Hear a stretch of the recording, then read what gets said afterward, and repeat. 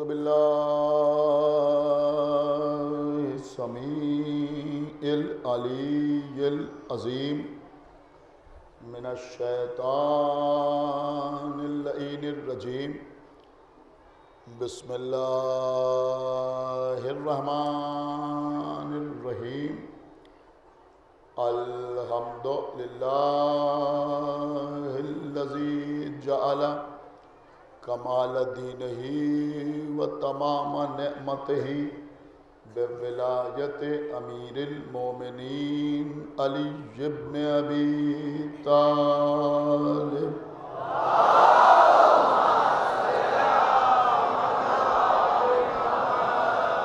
الصلاة والسلام علی صاحب الدین والاسلام والحل والحرام والرکن والمقام والصلاة والصیام والسجود والقیام والشریعت والاحکام والحجت والبرہان والمحبت والعرفان والحق والبیان والکتاب والقرآن سیدنا ونبینا وشفینا ومولانا ومولا الثقلین جد الحسن والحسین ابی القاسم محمد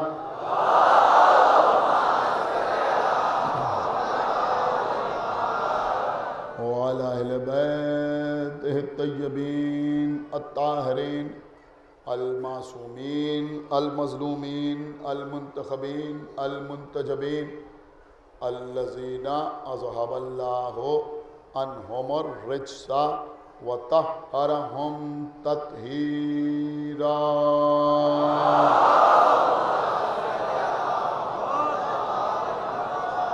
ولعنۃ اللہ علی اعدائہم وقتلتہم وغاصبی حقوقہم ومنکری فضائلہم ومصائبہم اجمعین من الآن إلى يوم الدين أما بعد فقد قال الله سبحانه تبارك وتعالى في كتابه المجيد وفرقانه الحميد وقوله الحق بسم الله الرحمن الرحيم يا أيها النبي جاهد الكفار والمنافقين واغلظ علیہم صلوات علیہ محمد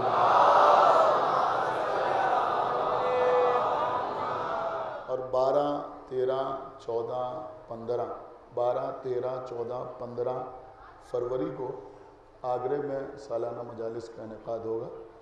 آپ حضرات سے گزارش ہے کہ شہید ثالث کے روضے پر حاضری دینے کے لیے 12 13 14 15 فروری کو تشریف لے جائیں. ایک صلوات علیہ محمد.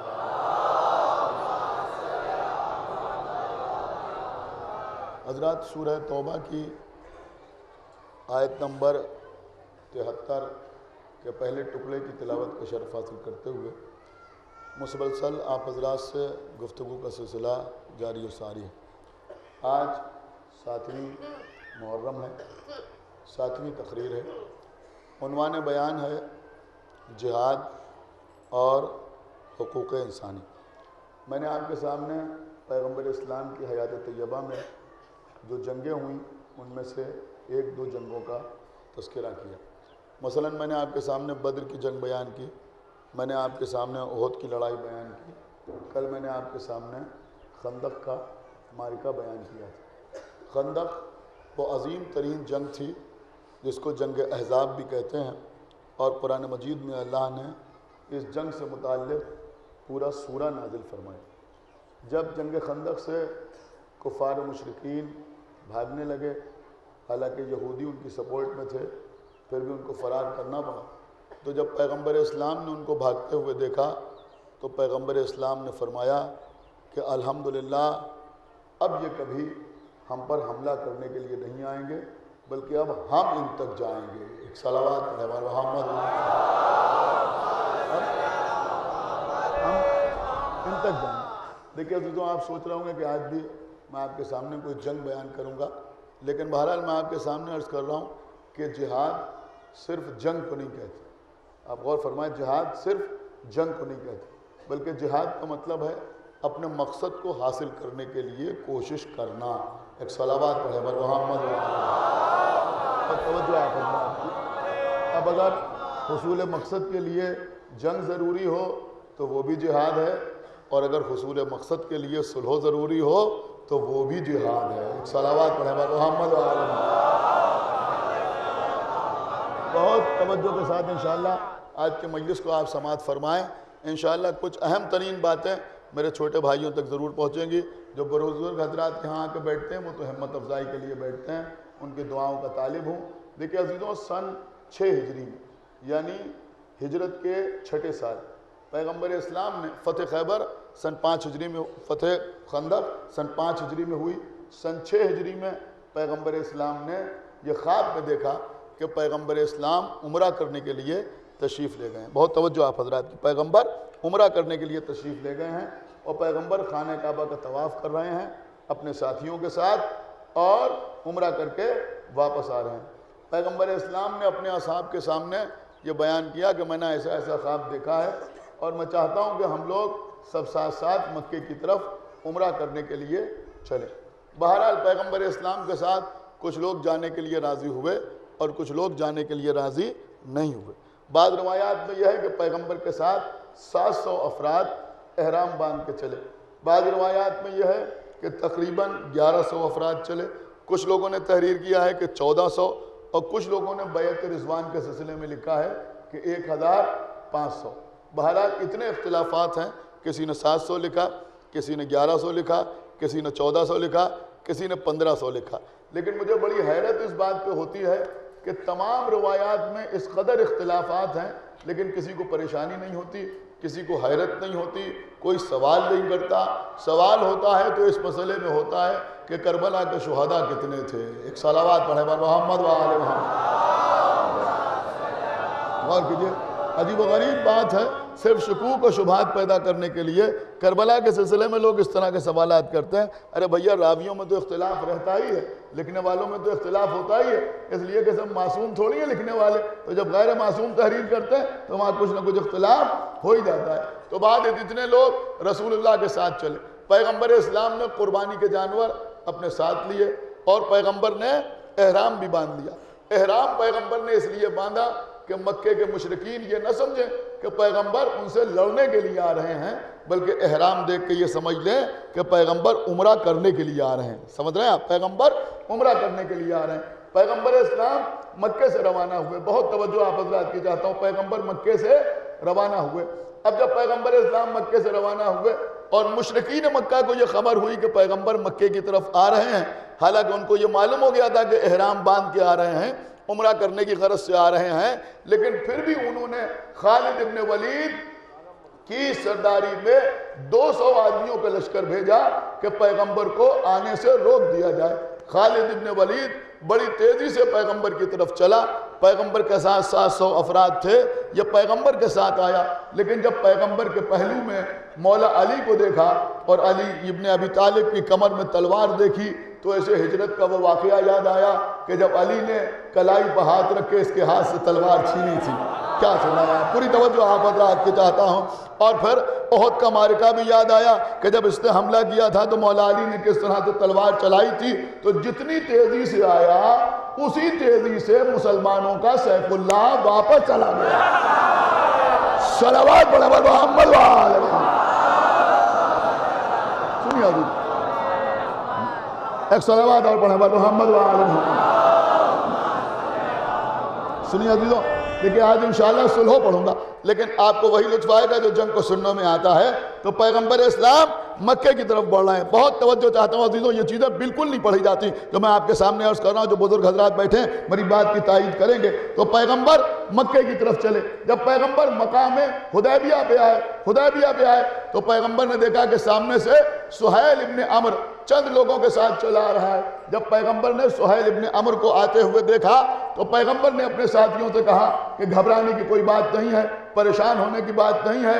یہ شخص جو آ رہا ہے یہ جنگ کرنے کے لیے نہیں آ رہا ہے بلکہ صلح کا پیغام لے کے آ رہا ہے. توجہ چاہتا ہوں آپ حضرات کی، صلحوں کا پیغام لے کے آ رہا ہے۔ حالانکہ یہ بھی میں آپ کو بتا دوں کہ جس چیز کا بڑا شہرہ ہے وہ بھی میں آپ کے سامنے عرض کر دوں کہ آنے کے بعد جب پیغمبر مدینے سے چلے تھے تو راستے میں ایک جگہ پر پیغمبر نے ایک ببول کے درخت کے نیچے سب کو ٹھہرایا، اور ٹھہرانے کے بعد جتنے لوگ ساتھ آ رہے تھے ان سب سے اپنے ہاتھ پر بیعت لی۔ آپ کو معلوم ہے یہ بیعت کس لیے نہیں لی گئی؟ یہ بیعت اس لیے نہیں لی گئی کہ آپ اللہ کے رسول ہیں، یہ بیعت اس لیے نہیں لی گئی کہ آپ اللہ کے نبی ہیں، یہ بیعت اس لیے نہیں لی گئی کہ ہم آپ کے عہدے کو تسلیم کرتے ہیں، بلکہ پیغمبر نے اپنے اصحاب سے بیعت لی اور اس بات پہ بیعت لی کہ اگر جنگ ہوئی تو ہم آپ کو چھوڑ کے بھاگیں گے نہیں۔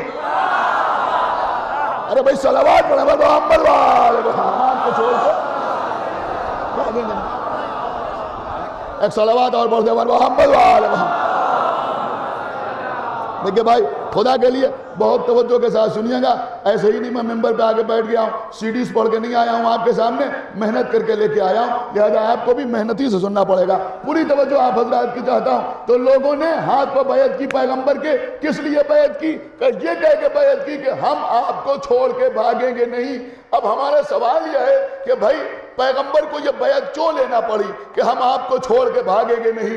اس کا مطلب یہ ہوا کہ پیغمبر کی نگاہ میں بدر کا معرکہ تھا، پیغمبر کی نگاہ میں احد کا واقعہ تھا، پیغمبر کی نگاہ میں خندق کی لڑائی تھی۔ کیا سنایا ہے؟ توجہ فرما رہے ہیں نا؟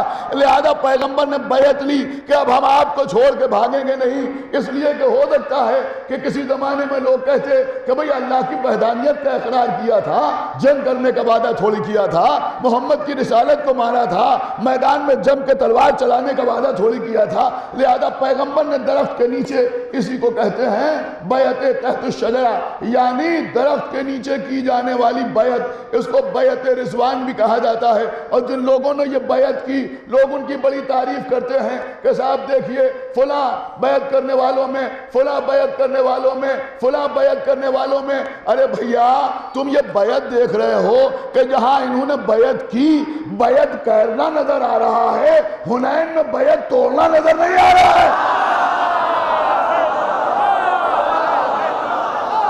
صلوات پڑھیں محمد وآل محمد۔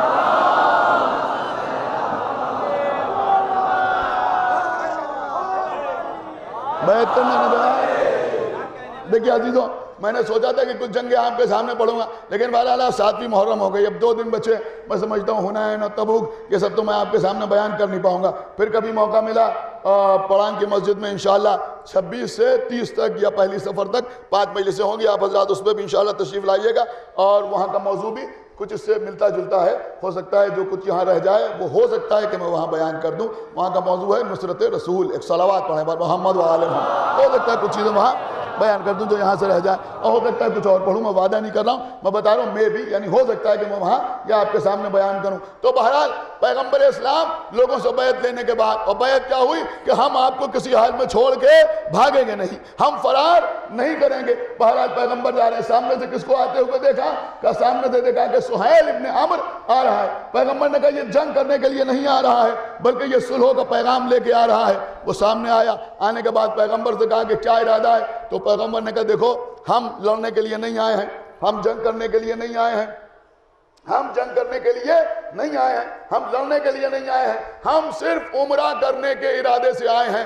ہم یہاں آئیں گے، خانہ کعبہ کا طواف کریں گے، سمجھ رہے ہیں، صفا و مروہ کے درمیان سعی کریں گے، بال منڈوائیں گے، قربانی پیش کریں گے، یہی سب باتیں ہیں، یہ سب کریں گے، اس کے بعد واپس مدینے چلے جائیں گے، واپس مدینے چلے جائیں گے۔ جب پیغمبر اسلام نے یہ فرمایا تو اس نے کہا بات تو آپ کی ٹھیک ہے، لیکن کیونکہ سارے عرب کو یہ معلوم ہو گیا ہے، کیا سن رہے ہیں آپ؟ سارے عرب کو یہ معلوم ہو گیا ہے کہ آپ ادھر آ رہے ہیں اور ہم آپ کو روکنے کے لیے آئے ہیں، لہذا اگر اس بار آپ نے خانہ کعبہ کا طواف کر لیا اور آپ مکے میں داخل ہو گئے تو سب طرف یہ میسج پہنچ جائے گا کہ قریش کمزور ہو گئے اور محمد زبردستی مکے میں داخل ہو گئے، لہذا جس کا دل چاہے گا وہ ہم پر حملہ کرنے لگے گا، لہذا آپ اس سال آپ عمرہ نہ فرمائیں، اس سال آپ عمرہ نہ فرمائیں، آئندہ سال آپ تشریف لائیے گا تو ہم 3 دن کے لیے خانہ کعبہ کو آپ کے لیے خالی کر دیں گے، آپ طواف بھی کیجئے گا، آپ عمرہ بھی کیجئے گا اور اس کے بعد چلے جائیے گا۔ اس بار آپ ہم سے صلح کر لیں، اس بار آپ ہم سے صلح کر لیں۔ پیغمبر اسلام نے کہا بہتر ہے، ہم صلح کرنے کے لیے تیار ہیں۔ دیکھیں بس بہت توجہ آپ حضرات کی، پیغمبر نے کہا ہم صلح کرنے کے لیے تیار ہیں، بہت توجہ چاہتا ہوں، ہم صلح کرنے کے لیے تیار ہیں۔ اب جب صلح کا منظر آیا کہ ہم صلح کرنے کے لیے تیار ہیں تو اب یہاں کچھ لوگوں کو جوش آنے لگا۔ کیا سنا ہے خدا کے لیے توجہ، یہاں پر کچھ لوگوں کو جوش آنے لگا۔ انہوں نے کہا اللہ کے رسول کہ ہم کسی سے کمزور ہیں جو ہم صلح کر لیں، ہم تو اسی بار عمرہ کریں گے، آپ نے تو کہا تھا کہ ہم نے خواب میں دیکھا ہے ہم خانہ کعبہ کی زیارت ضرور کریں گے۔ تو پیغمبر نے کہا میں نے یہ کہا تھا کہ ہم خانہ کعبہ کا طواف کریں گے، میں نے یہ نہیں کہا تھا کہ اسی سال کریں گے۔ صلوات محمد وآل محمد، سنیے حضور،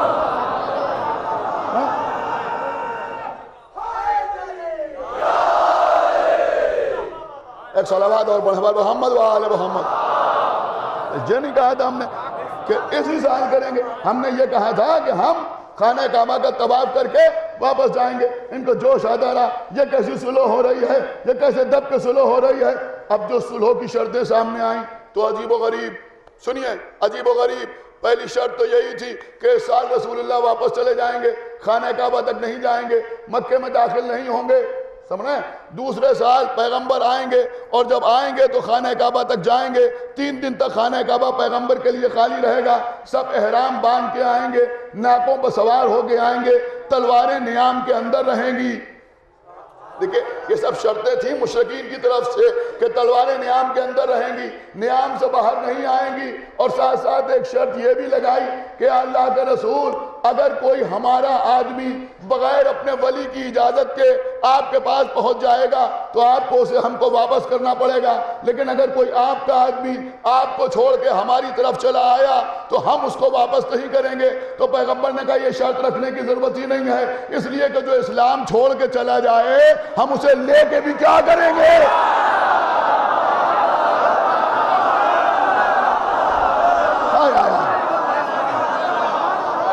ارے صلوات محمد محمد وآل محمد۔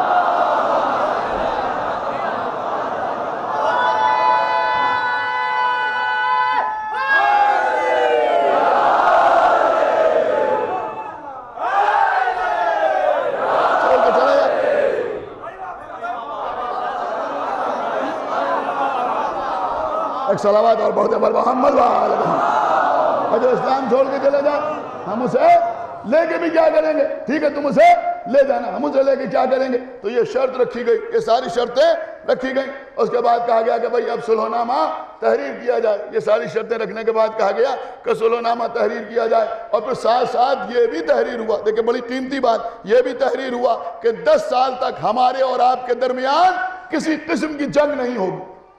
کیا تھا بھائی 10 سال تک جنگ بندی، سیز فائر، سمجھ رہے ہیں آپ؟ ایک صلوات پڑھیں محمد وآل محمد۔ 10 سال تک جنگ بندی رہے گی، 10 سال تک سیز فائر رہے گا، جیسے ہندوستان اور پاکستان کے درمیان ہے۔ کیا سن رہے ہیں آپ؟ لیکن الحمدللہ یہ ملک اسلامی ملک نہیں ہے، لیکن الحمدللہ کم سے کم صلح کی پابندی کرتا ہے۔ غور کر رہے ہیں آپ؟ الحمدللہ صلح کی پابندی کرتا ہے، لیکن وہاں پر بھی یہ ہوا کہ 10 سال تک ہمارے آپ کے درمیان تلوار نہیں چلے گی، اور لوگوں کو اختیار ہوگا جس کا دل چاہے وہ اسلام قبول کر لے، اور جس کا دل چاہے وہ قریش کے ساتھ رہے، جس کا دل چاہے وہ بتوں کی عبادت کرے، اور جس کا دل چاہے وہ اللہ کی عبادت کرے۔ کوئی کسی کے خلاف تلوار نہیں اٹھائے گا، کوئی کسی کو پر زبردستی نہیں کرے گا۔ اس طرح سے صلح کی شرطیں طے پائیں۔ جب زبانی تصفیہ ہو گیا تو اب رسول اللہ نے فرمایا یا علی ذرا صلح نامہ تحریر کیجئے، ہماری جانیں قربان، ہماری جانیں قربان، ہر جنگ میں جس نے تلوار چلائی صلح میں قلم بھی اسی نے چلایا۔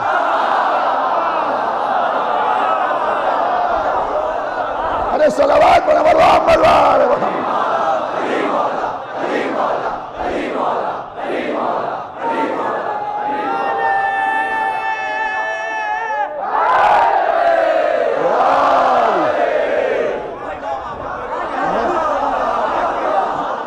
کچھ والا ہے آپ کو نہیں آ رہا؟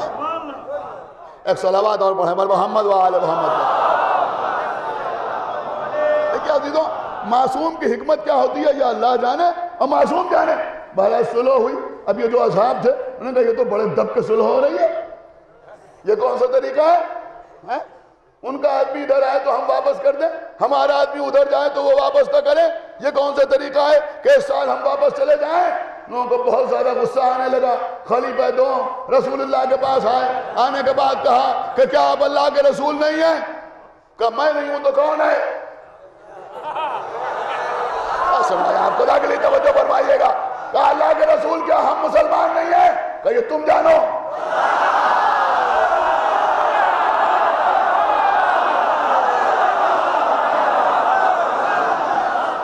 صلوات پڑھیں بر محمد و آل محمد۔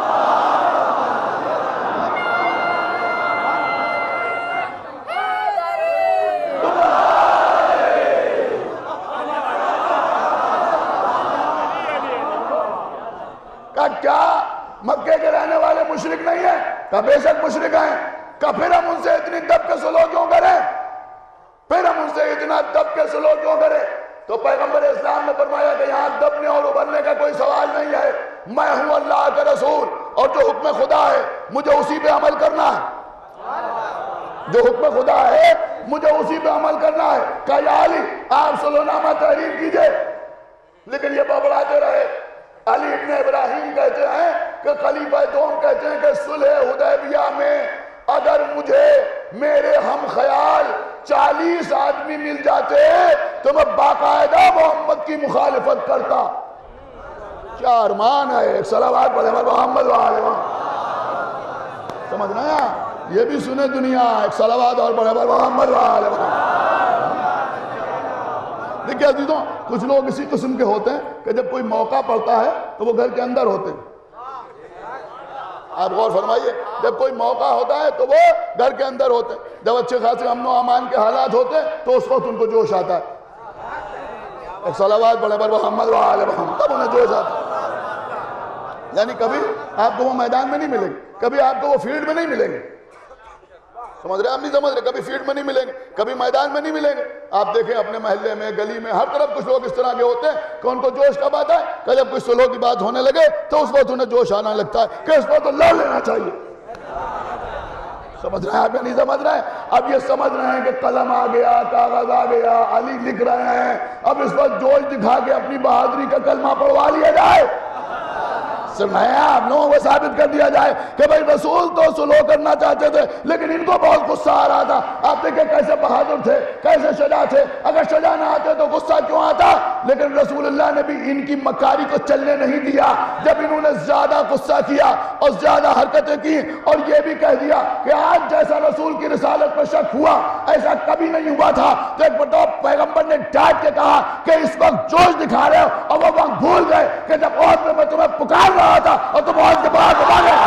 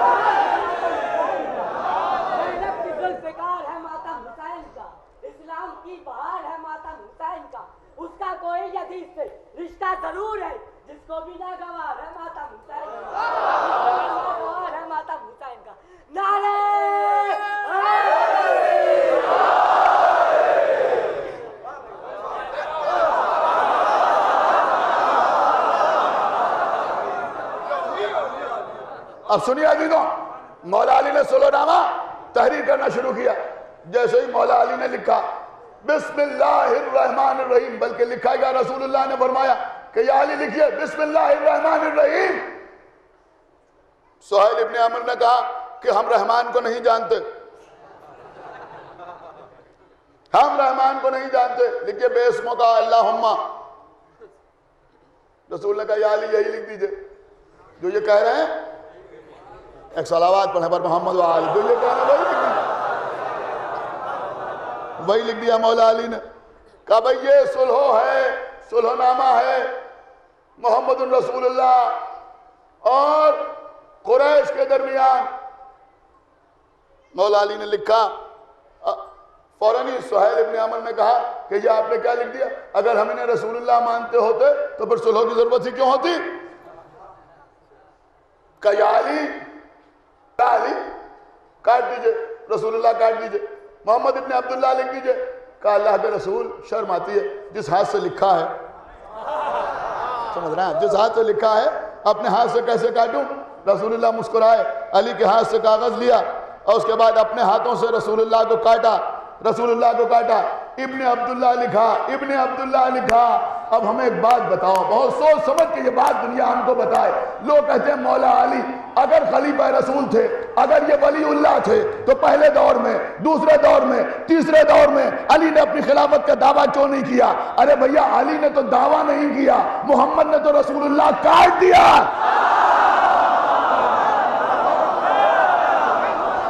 سمجھ رہے ہیں یا نہیں سمجھ رہے؟ انہوں نے تو رسول اللہ کاٹ دیا، تو کیا اس سے رسول کی رسالت میں کوئی فرق پڑ گیا؟ حالانکہ مولا علی نے بھی دعویٰ کیا، اب میرا موضوع نہیں ہے، نہیں تو میں وہ آپ کے سامنے عرض کرتا۔ تو بہرحال خود رسول اللہ نے اپنے ہاتھوں سے لکھا کہ محمد ابن عبداللہ، اور میں سمجھتا ہوں کہ مولا علی نے بھی شاید اس لیے کہا کہ دنیا یہ سمجھ لے کہ محمد لکھنا بھی جانتے ہیں، پڑھنا بھی جانتے ہیں۔ ایک صلوات پڑھیں محمد و آل محمد۔ محمد لکھنا بھی جانتے ہیں، پڑھنا بھی جانتے ہیں۔ وہ جاہل ترین افراد ہیں جو محمد کے لیے کہتے ہیں کہ وہ لکھنا نہیں جانتے تھے یا پڑھنا نہیں جانتے تھے۔ بہت توجہ آپ حضرات کی۔ تو بہرحال صلح نامہ تحریر کیا، کس نے تحریر کیا؟ مولا علی نے۔ لیکن جب رسول اللہ کو کاٹا گیا تو اس وقت رسول اللہ کاٹ کے ابن عبداللہ لکھا گیا، تو پھر رسول اللہ نے مسکرا کے مولا علی سے کہا یا علی ایک وقت ایسا آئے گا جب آپ کے سامنے بھی یہ مسئلہ آئے گا۔ کیا سنا آپ نے؟ یا علی ایک موقع ایسا آئے گا جب آپ کے سامنے بھی یہ مسئلہ آئے گا۔ اور پھر رسول اللہ نے سارے مجمع کو مخاطب کر کے کہا کہ دیکھو میں نے تنزیل قرآن پر جہاد کیا ہے، علی تعویل قرآن پر جہاد کریں گے۔ ایک صلوات پڑھیں بر محمد و آل محمد۔ علی تعویل قرآن پر جہاد کریں گے، میں نے تنزیل پر جہاد کیا ہے، علی تعویل پر جہاد کریں گے۔ عزیزوں یہ ہوئی صلح، آپ کو معلوم ہے؟ سنیے بہت غور سے، رسول اللہ نے بدر کی جنگ کو فتح کیا، احد کی جنگ کو فتح کیا، خندق کی جنگ کو فتح کیا، لیکن کبھی اللہ کی طرف سے فتح مبین کی سند نہیں آئی، فتح مبین کی سند نہیں آئی۔ لیکن صلح حدیبیہ کے بعد خداوند عالم نے کیا کہا؟ اِنَّا فَتَحْنَا لَكَ فَتْحًا مُبِينًا۔ اللہ کہہ رہا ہے کہ یہ فتح مبین ہے، یہ کھلی ہوئی فتح ہے۔ کچھ غور فرمایا آپ نے؟ اس کا مطلب یہ ہوا کہ اسلام دنیا کو یہ سبق دیتا ہے کہ جنگ فتح مبین نہیں ہے، صلح فتح مبین ہے۔ کیا سن رہے ہیں آپ؟ جنگ فتح مبین نہیں ہے بلکہ صلح جو ہے وہ فتح مبین ہے۔ دیکھو یہ صلح حدیبیہ ہے، یہ فتح مبین ہے۔ اس وقت تو کم وقت سمجھے نہیں کہ اس سے فائدہ کیا ہوگا، لیکن بعد میں اس سے فائدہ ہی فائدہ ہوا، اس لیے کہ جو لوگ ادھر کے ادھر آ گئے، یہاں آنے کے بعد انہوں نے رسول کو دیکھا، مولا علی کو دیکھا، اہل بیت کو دیکھا، ان کی نمازوں کو دیکھا، ان کا کردار دیکھا، ان کا اخلاق دیکھا، پھر کہا جاؤ واپس چلے جاؤ۔ وہ مکے واپس آئے، انہوں نے مکے میں لوگوں کو بتایا کہ وہ تو ایسے پاک کردار ہیں، وہ تو ایسے سخی ہیں، وہ تو ایسے عبادت گزار ہیں، وہ تو ایسے سچے ہیں۔ کیا سن رہا ہے آپ؟ خدا کے لیے توجہ فرمائیے گا۔ تو اب یہ تبلیغ ہوتی رہی، نہ معلوم کتنے لوگ مسلمان ہو گئے، کیونکہ جنگ بندی کا اعلان ہو گیا تھا، لہذا مکے میں جو چھپے ہوئے مسلمان تھے وہ بھی سامنے آ گئے، وہ کھل کے عبادت کرنے لگے، کھل کے لا الہ الا اللہ کہنے لگے، کھل کے مسجد الحرام میں نمازیں پڑھنے لگے۔ تو صلح حدیبیہ سے یہ سارے فائدے پیغمبر اسلام کو حاصل ہوئے۔ لیکن پیغمبر نے جو فرمایا تھا کہ یا علی میں نے تنزیل پر جنگ کی ہے، آپ تعویل پر جہاد کریں گے۔ سنیے عزیزوں، محدث دہلوی نے اپنی کتاب تحفہ اثنا عشریہ میں تحریر کیا کہ رسول اللہ نے ارشاد فرمایا تھا کہ یا علی میں نے قرآن کی تنزیل پر جہاد کیا ہے، یعنی قرآن کے نازل ہونے پر جہاد کیا ہے، آپ قرآن کی تعویل پر جنگ کریں گے۔ اس کے بعد انہوں نے ایک جملہ بڑا خوبصورت سا لکھا جو یہ مجمع انشاءاللہ ضرور محسوس کرے گا۔ انہوں نے لکھا ہے جا کے پڑھیے گا تحفہ اثنا شریعہ میں، انہوں نے تحریر کیا ہے کہ اہل سنت والجماعت کا مذہب بھی یہی ہے کہ جنگ جمل اور جنگ صفین میں مولا علی حق پر تھے۔ نہیں آپ نے غور ہی نہیں کیا میں کیا عرض کر رہا ہوں بھائی۔ ایک صلوات پڑھیں پر محمد وآل محمد۔ کیوں خاموش ہو گئے آپ؟ انہوں نے لکھا کہ جنگ جمل اور جنگ صفین میں اہل سنت کا مذہب بھی یہی ہے کہ مولا علی حق پر تھے اور علی کے مقابلے پر آنے والے خطا اور غلطی پر تھے۔ سمجھ رہے ہیں؟ خطا اور غلطی پر تھے، لیکن اب ظاہر سی بات ہے کہ یہ محدث دہلوی ہیں، آپ غور فرما رہے ہیں، کوئی شیعہ عالم نہیں ہے جو پوری بات سچ لکھ جائیں، لہذا انہوں نے لکھا کہ وہ خطا اور غلطی پر تھے، وہ بیچارے قرآن کی آیتوں کے معنی نہ سمجھ سکے۔ کیا سنایا؟ اس کا مطلب یہ ہوا کہ رسول کے مقابلے پر آنے والی اور رسول کے مقابلے پر آنے والا قرآن کی آیتوں کا مطلب نہ سمجھ سکا۔ کیا سنایا؟ قرآن کی آیتوں کا مطلب نہ سمجھ سکا۔ بھئی یہی تو ہم مسلمانوں کو بتانا چاہتے ہیں کہ خدا کے لیے دین ان سے نہ لو جو قرآن کی آیتیں نہ سمجھ سکے۔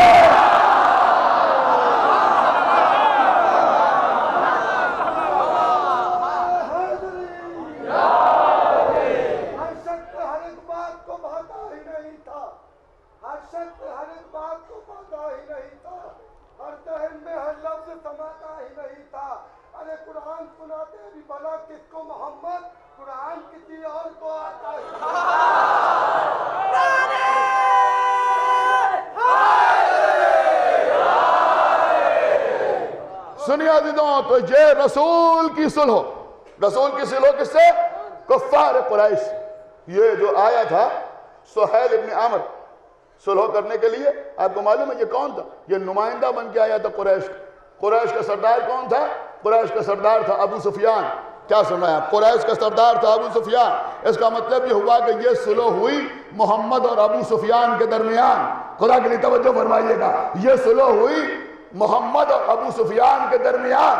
اب لوگ صلح امام حسن پر اعتراض کرتے ہیں، ایک جملہ کہنے کو نہیں چاہتا ہے کہ بھئی محمد نے ابو سفیان سے صلح کی، محمد کے بیٹے نے ابو سفیان کے بیٹے سے صلح کی۔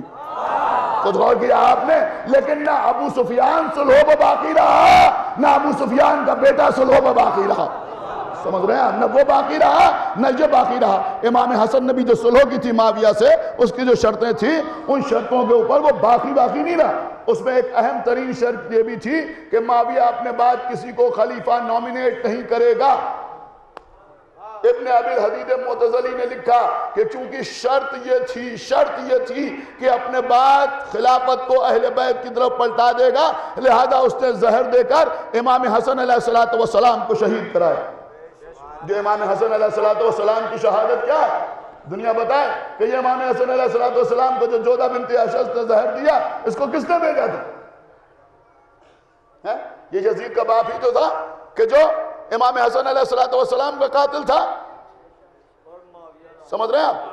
اور عزیزوں، جب امام حسن کا جنازہ لے کر سرکار سید الشہداء چلے، بس سنیے باب فضائل میں آخری بات اور اس کے بعد ربط مسائل، کہ امام حسن کا جنازہ لے کر چلے امام حسین علیہ السلام، اور چاہتے تھے کہ امام حسن علیہ السلام کو رسول کے پہلو میں دفن کر دیں، لیکن جب قبر رسول کے قریب آئے تو ایک ملونہ، سنیے جنہوں سنیے، ایک ملونہ خچر پر بیٹھ کر اپنے ساتھ چند لوگوں کو لے کے سامنے آئی اور آنے کے بعد کہا کہ میں حسن کو رسول کے پہلو میں دفن نہیں ہونے دوں گی۔ امام حسین نے کہا چون کہ حسن کا حق نہیں ہے کہ وہ رسول کے پہلو میں دفن ہو۔ اس نے کہا نہیں، میں حسن کو یہاں دفن نہیں ہونے دوں گی۔ اور بلاغت الحسین میں ہے کہ اس نے ایک جملہ کہا، اس نے کہا میں اس کو رسول کے پہلو میں دفن نہیں ہونے دوں گی جسے میں پسند نہیں کرتی۔ جو اب تک خاموش رہا اب انشاءاللہ خاموش نہیں رہے گا. اس لیے کہ اگر میسم زیدی کا نکتہ ہو تو ہر ایک کو اختیار ہے چاہے بولے چاہے خاموش رہے, لیکن اب نکتہ ہے سرکار سید الشہداء کا. امام حسین جنازہ لے کے آ رہے ہیں, غمگین ہیں, آنکھوں سے آنسو بہہ رہے ہیں. اس نے کہا میں اس کو رسول کے پہلو میں دفن نہیں ہونے دوں گی جسے میں پسند نہیں کرتی. تو امام حسین نے جواب دیا کہ تو کیا بکتی ہے, تو نے تو رسول کے پہلو میں ان کو دفن کر دیا جنہیں رسول پسند نہیں کرتے.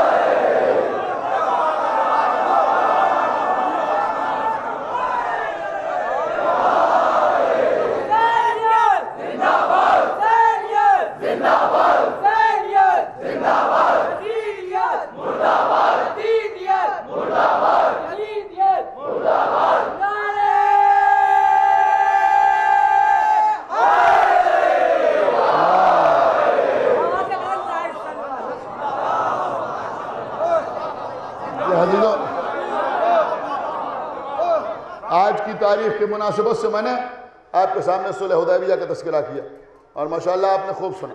اللہ آپ کو سلامت رکھے. دیکھیں عزیزو, صلح حدیبیہ کو آپ نے سنا, اس کا مطلب یہ ہوا کہ شجاعت کے ساتھ, قوت کے ساتھ, طاقت کے ساتھ صبر و استقلال بھی ضروری ہے. سمجھ رہے ہیں نا, بردباری بھی ضروری ہے, اپنے جذبات کو کنٹرول میں رکھنا بھی ضروری ہے. یا ایام اذا ہیں, لوگ بہکانے کی کوشش کر رہے ہیں, مت دیکھیے کہ کس ہاتھے میں کیا بکا جا رہا ہے. کیا سننا ہے یہاں, 4 آدمی بیٹھے ہوئے ہوتے ہیں اور خدا جانے کیا کیا بک دیا جاتا ہے, اور 2-4 چیتھڑے بڑی بڑی ہیڈنگ لگا کے وہ سب چھاپتے ہیں. سمجھ رہے ہیں آپ, دنیا ہمیں بتائے کہ یہ محرم ہمارے لیے ہے یا ان کے لیے ہے. جب تمہارا محرم سے کوئی تعلق ہی نہیں تو جلسے کیوں کر رہے ہو؟ یہ چڑھانے کے لیے تو ہو رہا ہے, لیکن ایڈمنسٹریشن بھی خاموش, پریس کے اوپر کوئی لگام نہیں, جس کا جو دل چاہ رہا ہے وہ چھاپ رہے ہیں. اور وہ لوگ کہ جن کے اخبارات مومنین کی بدولت چلتے ہیں,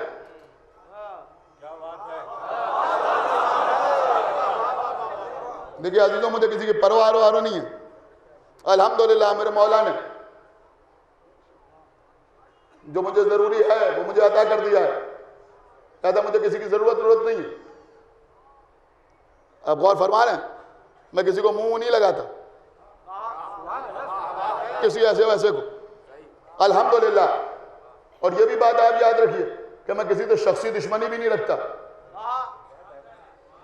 میں کسی سے شخصی دشمنی نہیں رکھتا. اسی لیے ہر دشمن کے ہر دشمن سے خوش بھی نہیں ہو جاتا. ارے صلوات پڑھیں بار محمد و آل محمد. دیکھیں میں کچھ کہہ گیا, میں کچھ عرض کر گیا آپ کے سامنے. گزشتہ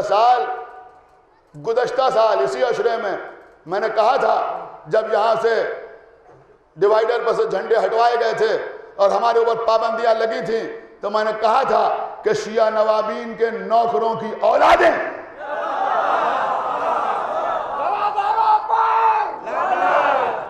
تو اس وقت لوگوں کو اچھا نہیں لگا تھا, لیکن الحمدللہ دیر سے سمجھ میں آیا مگر آ گیا. ایک صلوات پڑھیں محمد و آل محمد. ایک صلوات اور پڑھیں محمد و آل محمد. الحمدللہ کسی دشمن اہل بیت کی طرف کبھی ہمارا دل مائل نہیں ہوتا. یہ ہماری ماں کی دعاؤں کا اثر ہے. خداوند عالم ہمارے بزرگوں کو سلامت رکھے.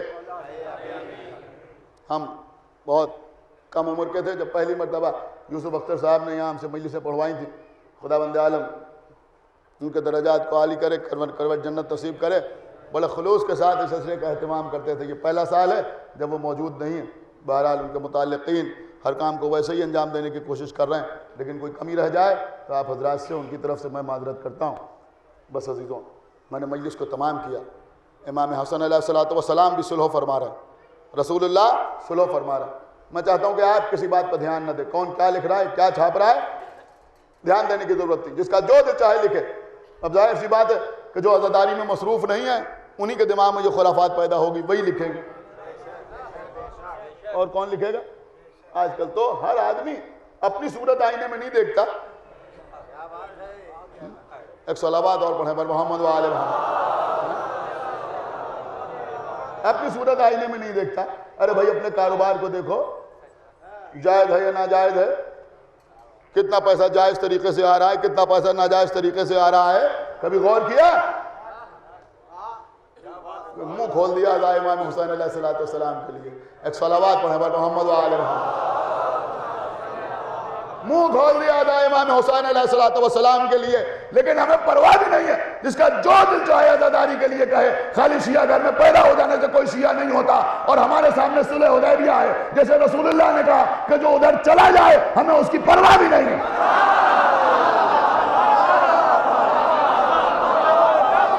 ایک صلوات پڑھیں پر محمد و آل محمد۔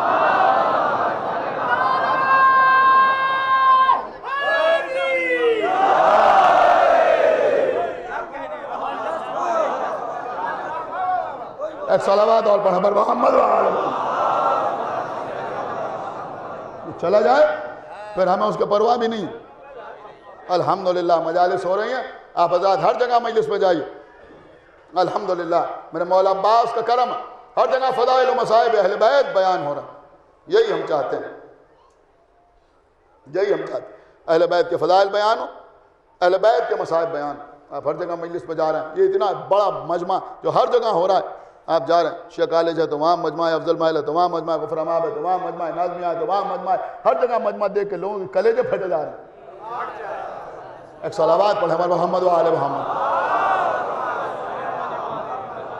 دیکھیں عزیزوں، میں پھر آپ کے سامنے کہہ رہا ہوں، کسی کو اچھا لگے یا برا لگے، کہ بھئیہ جب لا الہ الا اللہ کہنے والوں کے درمیان دعوت اتحاد دی جا سکتی ہے، محمد رسول اللہ کہنے والوں کے درمیان دعوت اتحاد دی جا سکتی ہے، تو پھر کیا اس طرح دعوت اتحاد نہیں دی جا سکتی کہ سارے علی ولی اللہ کہنے والے ایک ہو جائیں؟ ایک صلوات پڑھیں پر محمد و آل محمد۔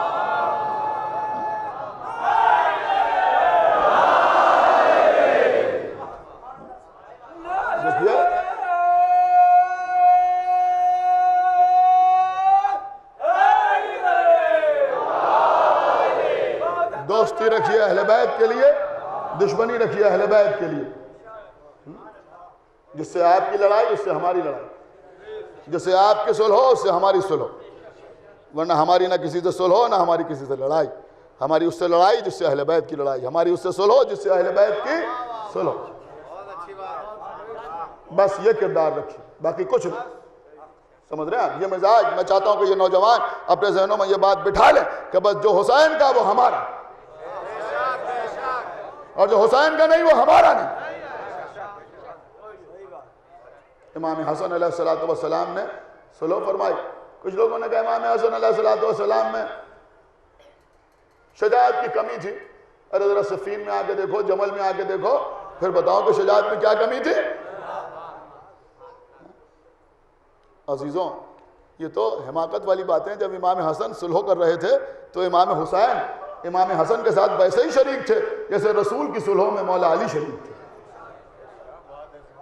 غور کیا آپ نے؟ اور پھر جب امام حسین کربلا میں جنگ کر رہے تھے تو یتیم کے بازو پر بندھا ہوا تعویذ بتا رہا تھا کہ اس جنگ میں حسن بھی شریک ہے۔ آج ایک یتیم کا ماتم، 13 برس کے قاسم ابن حسن،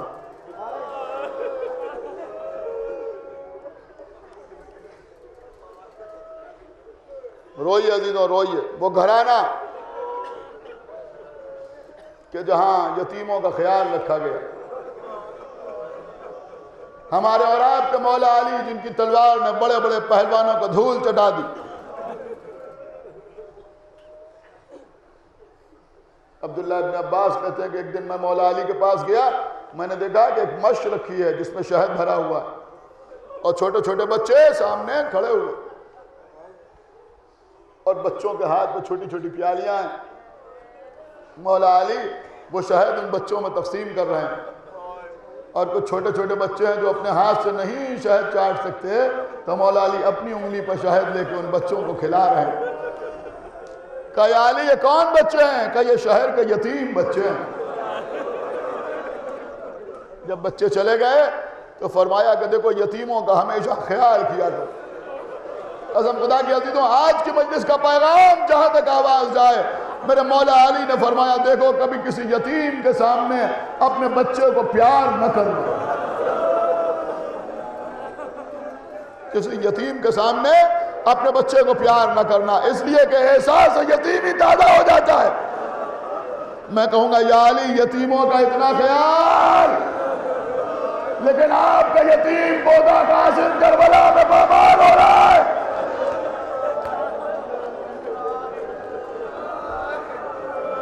شب عاشور امام حسین علیہ السلام فہرست شہداء سنا رہے ہیں. کل حبیب قتل کیے جائیں گے،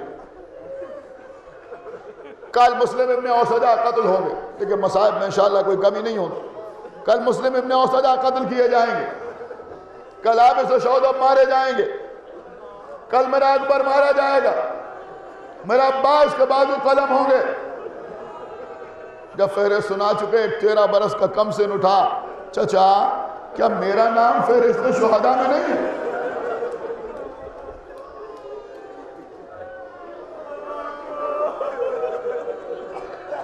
کیا میرا نام فہرست شہداء میں نہیں ہے؟ کہا میرے لال تمہارے نزدیک موت کیسی ہے؟ کہا اگر آپ کی محبت میں موت آئے تو شہد سے زیادہ شیریں. تمہارا نام بھی فہرست شہداء میں ہے، اور تمہارے 6 مہینے کے بھیا علی اصغر کا نام بھی فہرست شہداء. جب اپنا نام سنا تو چہرہ کھل گیا. جب علی اصغر کا نام سنا کیا اشقیا خیموں میں چلے آئیں گے؟ میرا بھیا تو میدان میں جانے کے لائق بھی نہیں ہے. کہا میرے لال میں تمہارے بھائی کو لے کے میدان میں آؤں گا، سوال آپ کروں گا، علی اصغر تیر اور ملا کا نشانہ بنے گا. عزیزوں صبح عاشور نمودار ہوئی. قاسم بار بار حسین کے سامنے آتے تو چچا میدان میں جانے کی اجازت دے دیجئے، چچا میدان میں جانے کی اجازت دے دیجئے. جب اون محمد کے لاشیں آگئے، بڑی مشکل سے جناب قاسم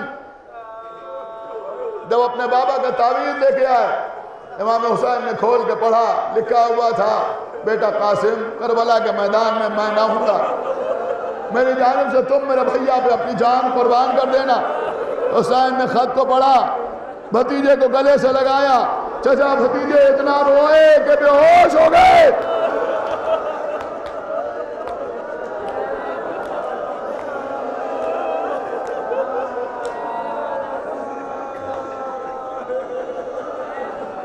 اتنا روئے کہ بے ہوش ہو گئے. جب ہوش میں آئے کہ میرے لال قاسم خدا حافظ. عزیزوں امام حسین نے اپنے ہاتھوں سے قاسم کو گھوڑے پر سوار کیا. حضرت عباس آگے بڑھے. جناب قاسم سن میں اتنے کم تھے، قد اتنا کم تھا، 13 برس کا سن تھا کہ پیر گھوڑے کی نکاموں تک نہیں پہنچ رہے تھے. حضرت عباس نے گھوڑے کی نکاموں کو پلٹ دیا. قاسم کے پیر اب نکاموں تک پہنچے. کوئی ذرا جناب قاسم کے سن کے اعتبار سے نہیں تھی. ایک باریک سا کرتا پہنے ہوئے جناب قاسم چلے. ایک مرتبہ حسین نے روکا، میرے لال قاسم رک جاؤ، رک جاؤ میرے لال قاسم. جناب قاسم رکے. حسین آگے بڑھے. آگے بڑھ کے قاسم کا گریبان چاک کر دیا. بی بی زینب نے یہ منظر دیکھا. جناب فضہ سے کہا کہ میرے بھیا کو بلا لاؤ. حسین آئے. بہن زینب کیا بات ہے؟ یہ بتاؤ بھیا کہ تم نے قاسم کا گریبان کیوں چاک کیا؟ کہا اس لیے کہ چاک گریبان یتیمی کی علامت ہے.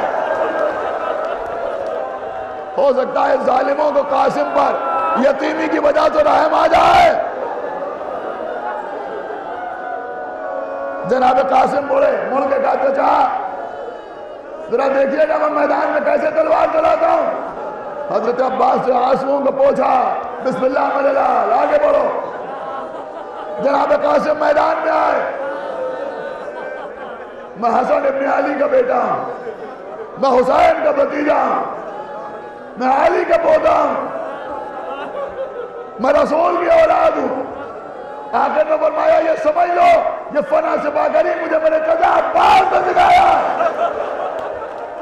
تلوار نکالی، آپ میرے مقابلے پر ایک شخص آیا، قاسم نے قتل کیا، دوسرا آیا اسے قتل کیا۔ جس طرح سے خیبر میں مرحب تھا ایسے یزید کے لشکر میں ازرق شامی تھا، بڑا لہیم شہیم دیو پیکر ازرق شامی، 4 بیٹے تھے، وہ بھی اسی کی طرح۔ امر سعد اس کے پاس آیا، ازرق شامی آگے بڑھ کے بچے کو قتل کر دو۔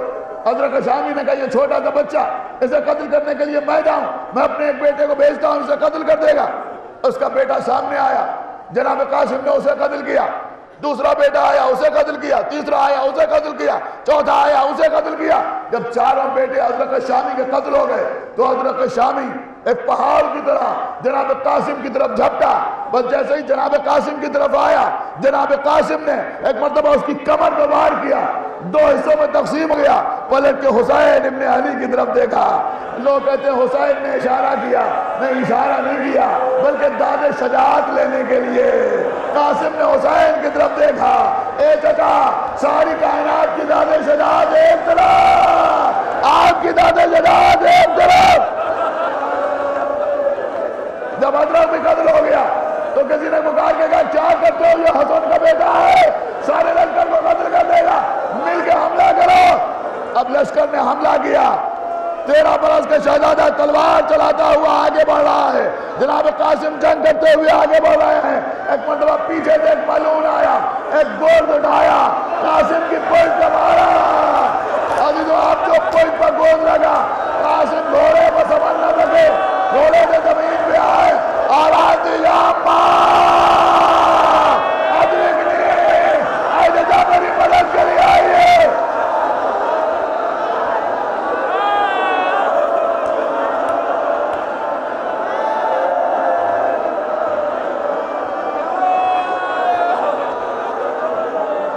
یا ماں ادرکنی، اے ججا میری مدد کے لیے آئیے۔ امام حسین نے کہا بھائی عباس آگے بڑھو، بیٹا علی اکبر آگے بڑھو، بیٹا علی اکبر آگے بڑھو، بھائی عباس آگے بڑھو۔ عزیزو ایک طرف سے حضرت عباس، ایک طرف سے شہزادے علی اکبر ساتھ آگے بڑھے۔ امام حسین کو قاتل قاسم نظر آیا، چاہتے تھے کہ اسے قتل کر دیں۔ عزیزو یہی وہ موقع تھا کہ ادھر کے گھوڑے ادھر جا رہے تھے، ادھر کے گھوڑے ادھر آ رہے تھے، بیچ میں قاسم پامال۔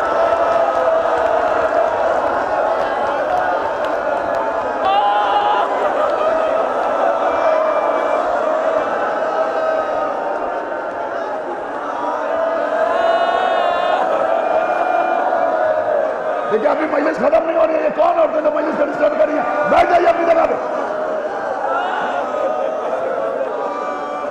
بیچ میں قاسم پامال ہو رہے ہیں۔ خداوند عالم درجات عالی کرے، حماد اہل بیت شہید محسن نقوی نے بڑا غضب کا جملہ کہا۔ وہ کہتے ہیں جب تک حسن کا لال گھوڑے پہ تھا، قاسم تھا، زمین پہ آیا تقسیم آ گیا۔ روئیے عزیزوں، سینہ پیٹ کے روئیے، سر پیٹ کے روئیے، منہ پر تواجہ لگا کے روئیے۔ حسن کا لال زمین پہ آیا، گھوڑوں کی ٹانپوں سے تقسیم ہو گیا۔ جب گھوڑے کی ٹانپ سینے پہ پڑتی تھی، آوازیں دیتے واما ادرکنی، واما ادرکنی۔ حسین ابن علی میدان میں آئے۔ سنیے عزیزوں سنیے، حسین ابن علی میدان میں آئے۔ ابھی مصائب ختم نہیں ہو رہا۔ امام حسین میدان میں آئے، یتیم کا تذکرہ ہے، مجھے پڑھ لینے دیجئے۔ حسین ابن علی میدان میں آئے۔ دیکھیں عزیزوں ابھی جناب قاسم کی شبی نکلے گی، آپ زیارت کریں گے، ہزاروں ہاتھ آگے بڑھتے ہیں شبی کو چومنے کے لیے، ہزاروں ہاتھ آگے بڑھتے ہیں شبی کو چومنے کے لیے۔ اس کے بعد نوجوان ماتم کرتے ہیں۔ جب نوجوان ماتم کر لیتے ہیں تو کچھ دیر کے بعد لوگ اپنے اپنے گھروں کو چلے جاتے ہیں۔ سفید چاندنی بچھی ہوئی ہے، آپ غور سے دیکھیے گا، چھوٹے چھوٹے سفید چاندنی کے اوپر سرخ رنگ کے پھول، سرخ رنگ کے پھول چاندنی کے اوپر جگہ جگہ بکھرے ہوئے نظر آئیں گے۔ کچھ مومنین وہ پھول اٹھاتے نظر آئیں گے، اٹھا کے ہاتھ کو جمع کریں گے، جیسے آپ کے پھول